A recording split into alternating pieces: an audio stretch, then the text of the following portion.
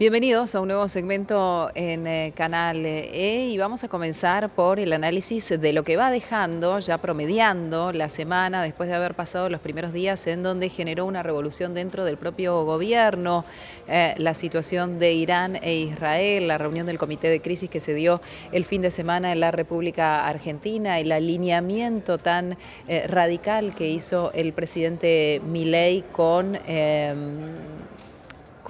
Israel, en defensa, en respaldo a Israel. Vamos a preguntarle a Miguel Ponce, economista, analista político. Gracias por este contacto. ¿Cómo estás, Miguel? Nuria? Nuria, muy buenos días, ¿eh? ¿Cómo? Alegría.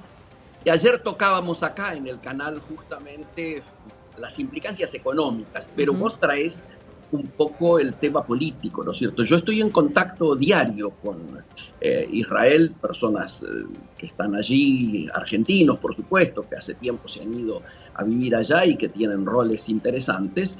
Y la mirada que hay es que de un momento a otro habría una diríamos, respuesta de Israel, ¿no es cierto?, a Irán, y que solo se está frenando porque hay mucha presión diplomática, pero que la decisión está ya planteada. Es decir, Ujú. hay un conflicto que está escalando. Ujú. Dentro de esto, y el tema es que obviamente la incertidumbre hasta cuándo va a ser ese escalamiento, ¿no es cierto? Si vamos a estar...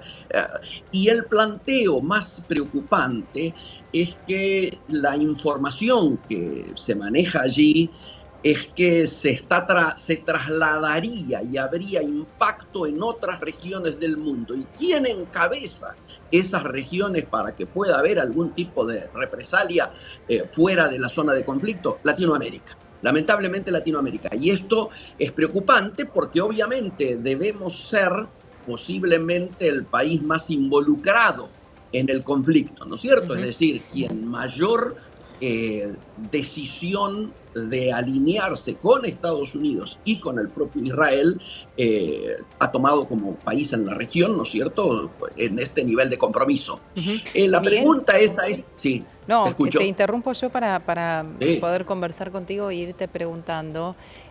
¿Vos crees que, digo, en Argentina lo vivimos en carne propia, ¿no? sí, claro, No nos contaron lo que era así es. estar de un lado o del otro o tratar de ser neutrales, si querés. Sí. Em, ¿La opción que tenía Milei era esta, tomar la postura que tomó, o te parece que expuso a la Argentina a un riesgo mayor? No, no, no, yo creo que lo ha expuesto a un riesgo mayor. A mí me generó un déjà vu, creo que también lo comentábamos ayer acá, un déjà vu con lo que fue la decisión que en su momento adoptó Menem, ¿no es cierto?, de alinearse en aquellas relaciones carnales con Estados Unidos y que originó una sobreactuación por parte de Argentina enviando 2 naves en aquel momento a la zona del Golfo, ¿no es cierto?, donde participaron en aquel bloqueo, por un lado, a Irak, pero por otro lado, cuando se rompe o se plantea un acuerdo que estaba en marcha con Irán para transferencia tecnológica, fundamentalmente protagonizado en Argentina por la Comisión Nacional de Energía Atómica, es decir, los íbamos a asesorar en esa temática, Sí, y de pronto se resolvió cortar eso. sí. Bueno, en la justicia acaba de decir, ¿no es cierto?, que ese elemento fue decisivo para los atentados que después ocurrieron en la embajada y en la AMIA. Ujú. Yo creo que ahora también ha habido una sobreactuación, se ha modificado la política exterior argentina de no intervención, también en aquel momento, porque en aquel momento Menem resolvió alejarse de no alineados, que era un movimiento que Sí. Alfonsín había impulsado mucho junto con Olof Palme y otros desde Suecia y otros líderes mundiales, y Argentina a partir de ese momento tuvo esas famosas relaciones carnales con Estados Unidos. Ahora Ujú. también ha habido un cambio en la política exterior y el propio presidente lo dijo y la canciller.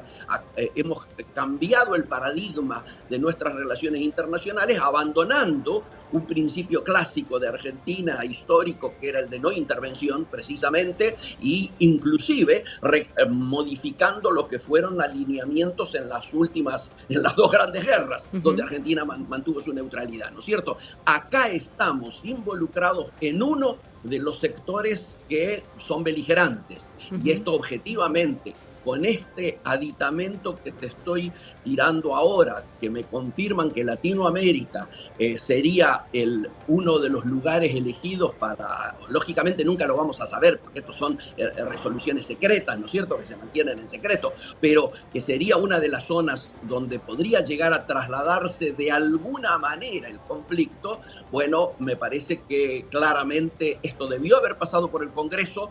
En la política exterior tiene que ser una política de Estado, no puede ser la política de un sector, y creo que objetivamente no hay unanimidad en cuanto a la conveniencia, al tiempo, a la forma, inclusive a los resultados, porque Sí. se está especulando con que en estos momentos Estados Unidos es un elemento decisivo en el Fondo Monetario Internacional, al cual se le ha ido a pedir un refuerzo.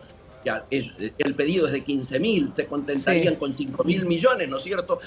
Dándose cuenta que lógicamente el fondo es un principal accionista, pero no teniendo en cuenta que China también es un accionista importante, por más que su número diga que tiene un 6% de las acciones, ¿no es cierto?, en el board del Fondo Monetario, pero su peso, por supuesto, su densidad política, por supuesto que es mayor. Y lamentablemente nosotros no se nos hace caso cuando se reclama que deberíamos desideologizar nuestros vínculos diplomáticos para no seguir perjudicando nuestros vínculos comerciales y económicos. Y mi sensación es que posiblemente eso que se espera, de que va a venir una ayuda extra de los Estados Unidos y su rol en el Fondo Monetario, es muy posible que no termine ocurriendo, ¿no es cierto?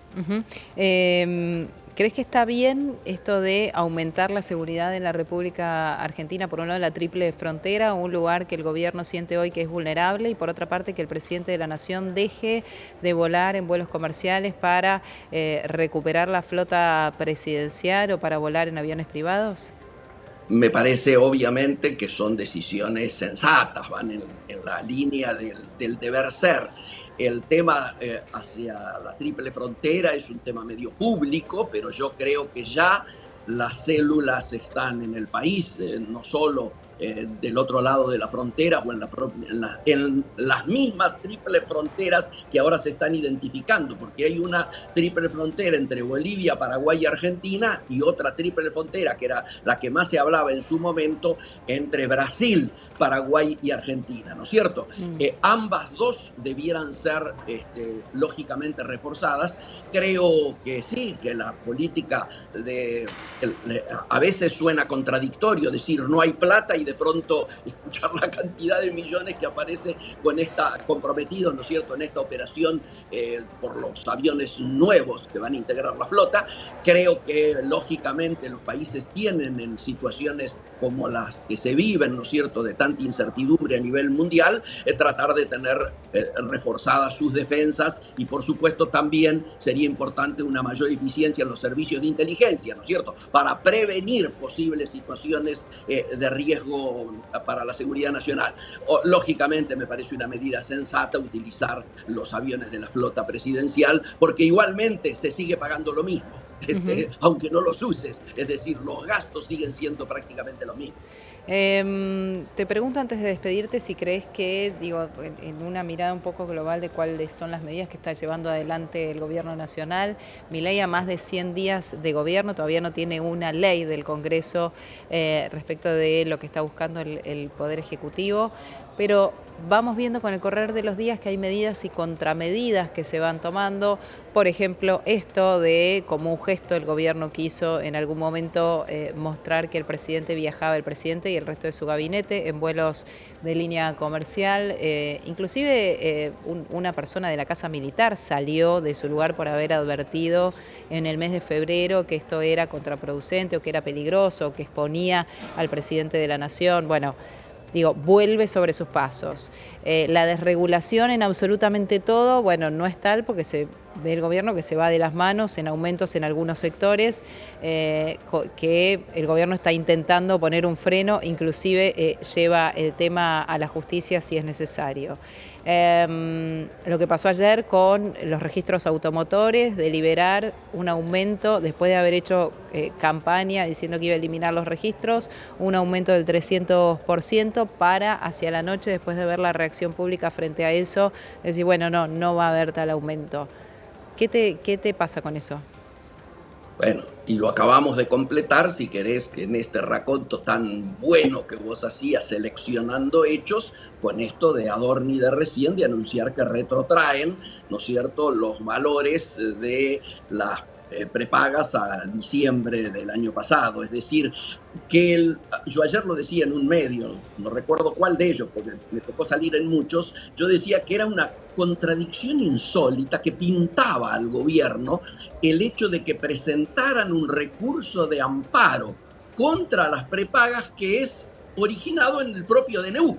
O sea, todos recordamos cuando se anuncia el DNU y se lee el DNU, él flanqueado por todo el gabinete y algunos que no eran del gabinete, como Sturzenegger y algún otro, repitiendo explícitamente que a partir de ahora las prepagas podían recuperar, ¿no es cierto?, el retraso en el que estaban y la libertad, y que el Estado no se iba a meter para nada en la fijación de los costos, ¿no es cierto?, ni de las tarifas, bueno, etcétera. Y ahora vemos la presentación de esto que termina, ojo, afectando también, no voy a abrir juicio de valor sobre nadie en términos personales, pero ya van dos grandes cámaras empresarias que tienen que reemplazar sus presidentes por conflictos con el gobierno. Quiero decir, tanto lo que es la Cámara de la Medicina Prepaga, ¿no es cierto?, como fue Copal, ¿no es cierto? ¿Te acordás? Copal, claro, por los precios. Sí. Entonces, bueno, digo, no está siendo un tiempo fácil ni para los empresarios cómo posicionarse, producto, a mi juicio, de estas contradicciones que vos bien decías. Si hay algo más representativo de privilegios de la casta, son esto de los registros automotores, ¿no es cierto? Y fíjate vos lo que estás comentando, que por supuesto a todo el mundo nos llamó la atención. Mi sensación es que se han ido cayendo uno a uno las banderas que fueron eje de la campaña y del triunfo de Milei. Digo, la lucha contra la casta, olvídate, ya fue. El cierre del Banco Central hay que olvidarse, porque claramente, ¿no es cierto?, mientras esté Bausili, no solo no se va a cerrar, sino que cada vez tiene un rol más importante. Y por otro lado, la dolarización ha quedado en el olvido, ya nadie habla de dolarización, el propio fondo les ha dicho que no, la Reserva Federal les ha dicho que no, y entonces y Cavallo y algunos otros también. Me parece que estamos marchando, en cambio, hacia la posibilidad de que lo antes posible, y lo vamos a saber después que vuelva Caputo de la Asamblea de Primavera del Fondo Monetario, donde está ahora, sí se logra adelantar la unificación del mercado cambiario, del tipo de cambio, y el levantamiento del cepo. Creo que esas son las expectativas que hay hoy. El levantamiento del cepo y la unificación del mercado cambiario. Te hago una más, Dale, porque trato y vamos cerrando, pero trato como de despojarme de cualquier preconcepto o definición personal que me surge respecto a estos temas, y digo, existe la posibilidad, te digo desde el análisis, existe la posibilidad de que este estilo Milei muy confrontativo, al que muchos simplifican diciendo, bueno, es así, el presidente es así. La realidad es que, digo, somos todos grandes, ¿no? Después de los 10, 12 años, y te diría bastante antes también, bueno, empezamos a formar la personalidad de una manera en convivencia y civilizada para con el resto. Pero digo, más allá de todo esto, porque me parece simplificar esto que dicen muchos funcionarios del gobierno, bueno, este es el estilo del presidente, es así. Pero sí dejo lugar a, por un lado, esta coherencia que él señala de haber dicho que esto iba a ser su camino y en principio no haber querido moverse mucho del eje y presentar esa coherencia en ese sentido, pero al momento de negociar como técnica de negociación, esto puede llegar a traer un mayor beneficio, decir, bueno, yo vengo con un paquete así entero de papeles para analizar y yo lo pongo todo sobre la mesa y quiero que, bueno, ¿y qué estás dispuesto a negociar? Nada, voy el 100%. No, pero así no va a salir el 100%. Bueno, yo vengo por el 100%. ¿Y qué podemos sacar? Nada, porque yo vengo por el 100%. Y después con el correr de los días empezar a ver que eso no es posible, entonces empiezo a sacar cosas para poder quedarme con algo. Eso es más fácil en materia de negociación que si yo viniera con esto nada más para quedarme con nada, con una sola hoja. Nuria, dos tips. Sobre tu primera parte, yo creo que hacemos muy mal en naturalizar esta situación de agresión al periodismo, a los empresarios, a los legisladores, al Congreso, a las instituciones, a todo el mundo, ¿cierto? Creo que hacemos mal en naturalizar esto.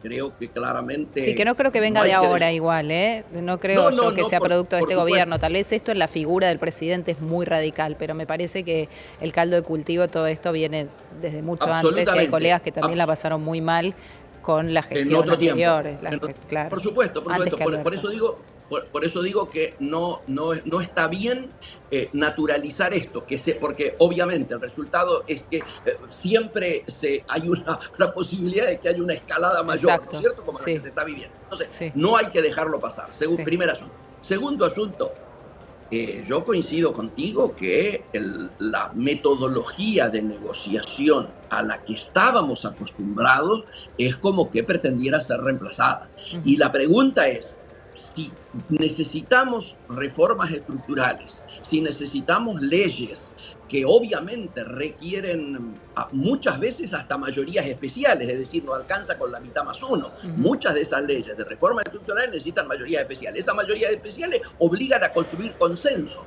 Ahora, si la palabra consenso para el presidente de la nación es sinónimo de corrupción, como lo ha dicho, suena difícil construir este consenso. Entonces uno se pregunta, hasta ahora no logró, como vos bien lo dijiste, aprobar ninguna ley. Estamos a 130 días de haber asumido. La luna de miel de los famosos 100 días se ha acabado. No se ha logrado esto. Entonces muchas veces a uno le entra la duda si, como cuando fracasó el intento de la ley anterior, no se privilegia la derrota dialéctica de a quién le echo la culpa, es decir, dejar, como fue que dijo él, en descubierto los enemigos, Mm. o resolver los problemas de la gente. Y me Ujú. parece que está llegando el momento en que la negociación va a ser necesaria si se quiere resolver alguno de los problemas de la gente y no seguirlos agravando. Ujú. Miguel Ponce, economista y analista político, gracias por este contacto. Gracias a vos, Que Nuria. tengas muy Siempre es buen un día. placer estar contigo. Chao. Adiós. Quédense en la pantalla.